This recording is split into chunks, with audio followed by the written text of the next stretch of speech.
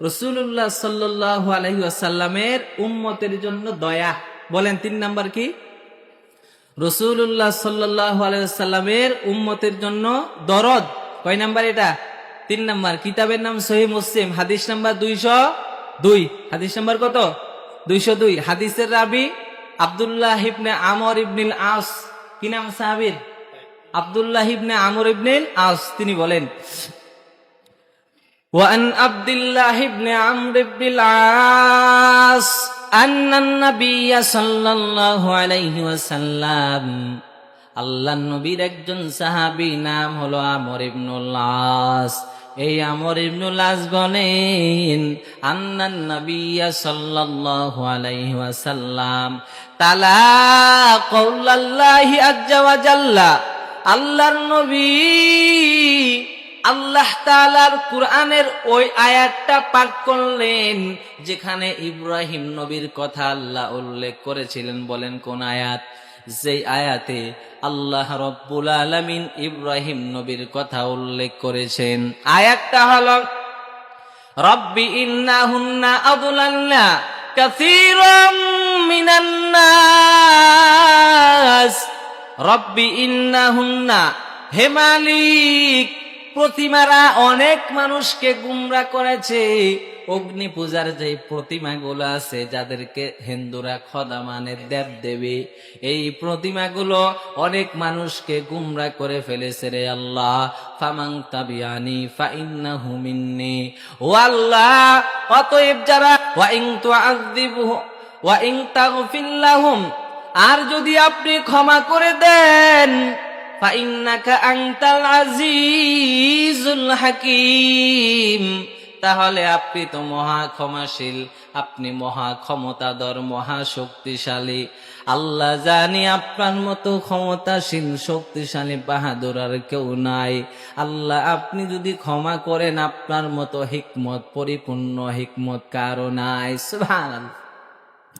এই দুইটা আয়াত তিলাওয়াত করলেন কে? আমাদের নবী মুহাম্মদ সাল্লাল্লাহু আলাইহি ওয়াসাল্লাম। এরপরে কি বললেন? ওয়ারাফা ইয়াদাইহি ওয়া ক্বাল। এরপরে নবী আমার দুইটা হাত আসমানের দিকে উঠাইয়া চোখের পানি ফালাইয়া কান্নার আওয়াজ, আয় আল্লাহ, আল্লাহুম্মা উম্মতি উম্মতি ওয়া বাকা। উম্মতের কথা বলে নবী আমার কান্নার আওয়াজ।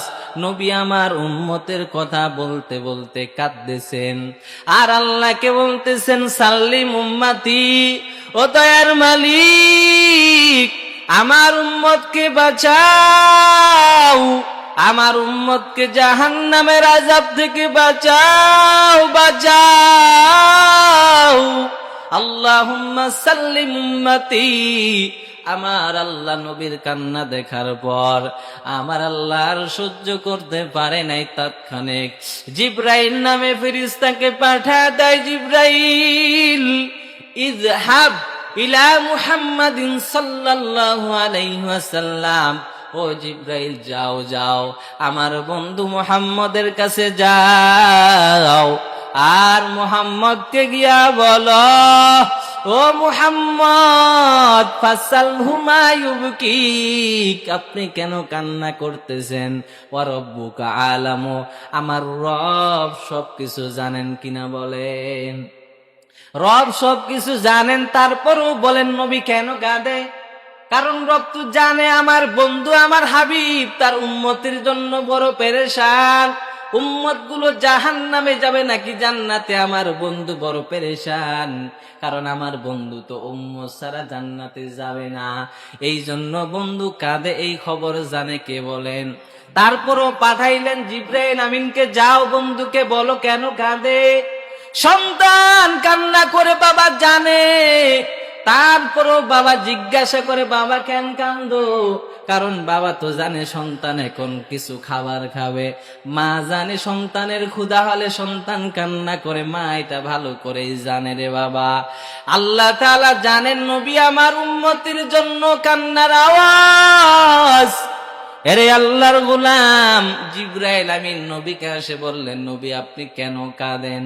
ফাতাহু জিবরিল আলাইহিস সালাতু ওয়াস সালাম ফাসালাহুম। জিবরাইল আমিন নবীর কাছে আয়েশা বললেন, নবীজি আপনি কেন কাঁদেন বলেন। তখন নবী বললেন, ফাখবারাহু রাসূলুল্লাহ সাল্লাল্লাহু আলাইহি ওয়াসাল্লাম বিমা ক্বাল। নবী বলেন, আমি আমার উম্মতের জন্য কান্না করি, না জানি আমার উম্মতগুলো জাহান্নামী হয়ে গেল কিনা, আমি বড় টেনশনে আছি। আরে নবীর উম্মতের দল।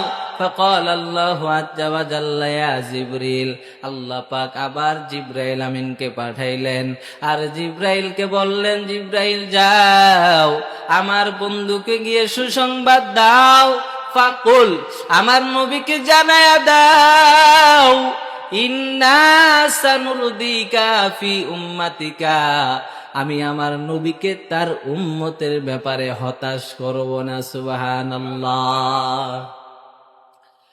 ও নবী আপনাকে তো আপনার উম্মতের ব্যাপারে হতাশ করব না, ব্যথিত করব না, পশায়া দিব। কি বুঝলেন? যে আপনার যারে মনে চায় আপনি তাদেরকে জান্নাতে নিয়ে যান। সুবহানাল্লাহ। আপনার একসাথে হাদিসের মধ্যে আসছে, কোন কোন বর্ণনায় পাওয়া যায় একসাথে 70,000 উম্মতকে রাসূলুল্লাহ জান্নাতে ঢুকাবো। 1,000 2,000 কয় হাজার? একসাথে 70,000 উম্মতকে জান্নাতে ঢুকাইতে ঢুকাইতে নবী আমার সবাইকে জান্নাতে ঢুকাবেন। সুবহান। এটাই হলো নবী সাল্লাল্লাহু আলাইহি ওয়াসাল্লাম। আজকের আলোচনার বিষয় কি ছিল বলেন? উম্মতের প্রতি রাসূলুল্লাহ সাল্লাল্লাহু আলাইহি ওয়াসাল্লামের দয়া। কয় নাম্বার আলোচনা গেল? 3 নাম্বার। এটা বলেই শেষ